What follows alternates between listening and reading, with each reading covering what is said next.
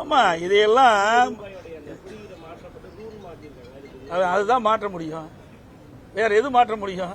ஏதாவது ஒரு மாற்றத்தை கொண்டாந்து பேசுகிற பொருள் ஆக்கணும். ஏன்னா அவர் செஞ்ச தப்புகளை மறைப்பதற்கு இப்படிப்பட்ட லோகோ வெளியிட்டிருக்கிறாங்க. இந்த ஆட்சி மீது மக்களுக்கு மிகப்பெரிய வெறுப்பு உணர்ச்சி ஏற்பட்டு விட்டது. இந்த ஆட்சி அகற்ற வேண்டும் என்று பார்த்துக் கொண்டிருக்கின்றார்கள். எப்பொழுது தேர்தல் வரும் என்று எதிர்பார்த்துக் கொண்டிருக்கின்றார்கள்.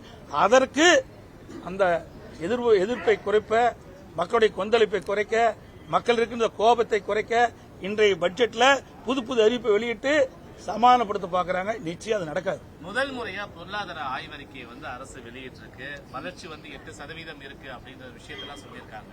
அப்புறம் கடன் வாங்கினது எவ்வளவு இருக்கு அதை பாக்கலையா சார்? கடன் வாங்கி செய்யறதுக்கு யாரு வேணாலும் வரலாம் சார். கடன் வாங்காத வருவாயை பெருக்கி அதன் மூலமாக வளர்ச்சியை கொடுத்தா ரைட்டு, அதை ஏற்றுக்கலாம். கடனை ஒரு பக்கம் அதிகரிச்சுட்டே போறீங்க, வருவாய் அதிகரிக்குது, ஆனா திட்டம் எதுவும் வரல. இந்த கடனை யார் கட்டுறது? நாளுக்கு நாள் கடன் அதிகமாகிட்டே போகுது.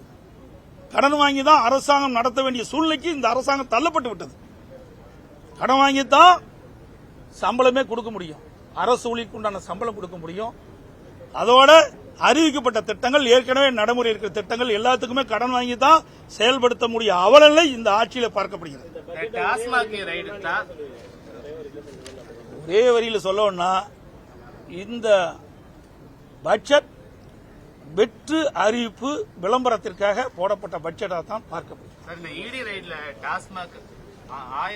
அதாவது நான் ஏற்கனவே சொன்னேன், நான் சொல்லிட்டு போயிட்டேன், அதை மீண்டும் எதுக்கு சொல்லுவானே. நீங்க பாத்தீங்கன்னா அதுல 1000 கோடிக்கு அமலாக்கத்துறை அறிவிச்சிருக்கிறாங்க.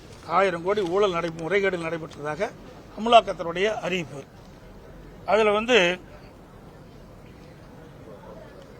இடி, டாஸ்மாக் மற்றும் அதனுடன் தொடர்புடைய நிறுவனங்கள், நபர்கள் மீது PMLA 2002 சட்டத்தின் கீழ் 6/3/2025 அன்று தமிழ்நாட்டின் பல மாவட்டங்களில் சோதனை நடத்தப்பட்டிருக்கிறது. டாஸ்மாகை சுற்றியுள்ள பல்வேறு குற்றச்சாட்டுகள் அடங்கிய FIR அடிப்படையில் இடி இந்த விசாரணை தொடங்கியிருக்கிறது.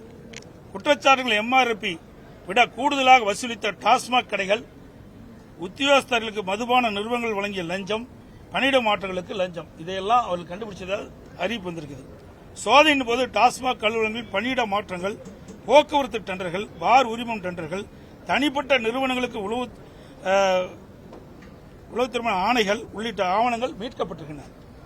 டாஸ்மாக் கடைகள் ஒரு பாட்டிலுக்கு ரூ. 10 to 30 வரை அதிகமாக வசூலித்த விவரங்களும் அதிகாரிகள் ஈடுபட்டு அந்த சோதனையில் கண்டறியப்பட்டதாக செய்தி வெளிவந்துள்ளன. போக்குவரத்து டெண்டர் மோசடியில் விண்ணப்பத்தாரின் KYC விவரங்களும் DDயுமாக பொருத்தமாக இல்லை என்பதையும் அதுல செய்தி வெளியிட்டிருக்காங்க. ஒரே விண்ணப்பத்தாருடன் டெண்டர் ஒதுக்கீடு செய்யப்படாமல் ஆண்டுக்கு 100 கோடிக்கு மேலான செலவு செய்யப்பட்டதும் வெளிச்சத்தை கொண்டுள்ளது. பார் உரிமம் டெண்டர்களில் GST பேன் இல்லாதவர்களும் முறையான KYC இல்லாதவர்களும் டெண்டர் பெற்றுள்ளனர் என்பதும் இந்த சோதனையில் கண்டுபிடிக்கப்பட்டதாக செய்தி வெளிவந்துள்ளன.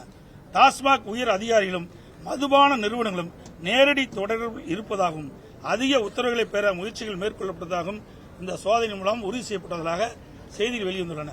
மேற்கண்ட அனைத்து நடவடிக்கைகளும் PMLA 2002 மற்றும் ஊழல் தடுப்பு சட்டம் 1988 ஏற்ப குற்றச்செயலாக இடி உறுதி செய்துள்ளதாக